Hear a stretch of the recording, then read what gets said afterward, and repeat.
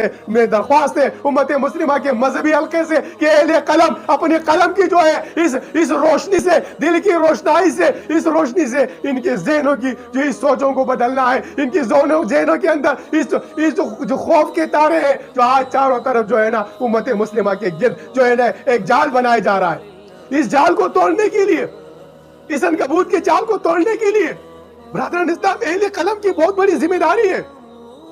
اہل قلم کو قرآن نے نون والقلم کہا۔ ارے آپ نے اس قلم سے جو سیاہی لکھی جا رہی ہے، اس قلم سے آپ نے اس سوتی قوم کو جگانا ہے، جس طرح علامہ اقبال نے اپنی سوکی سیاہی کی قلم سے جس طریقے سے قوم میں ولولہ پیدا کیا، چین و عرب ہمارا، ہندوستان ہمارا، مسلم ہے ہم وطن ہے سارا جہاں ہمارا۔ تو ہم تو مسلم ہیں میرے بھائیوں، ہم تو مسلمان ہیں۔ ہم مسلمانوں کے لیے تمام زمین مسلح کی گئی ہے، جہاں جاتے کھڑے کے نماز پڑھ سکتے ہیں۔ عقیدہ ختم نبوت کی مختلف درسوں میں نے اس سلسلے میں وہ تفصیلی بات کی ہے کہ بغیر ان کی عبادت گاہوں کی عبادت نہیں ہوتی۔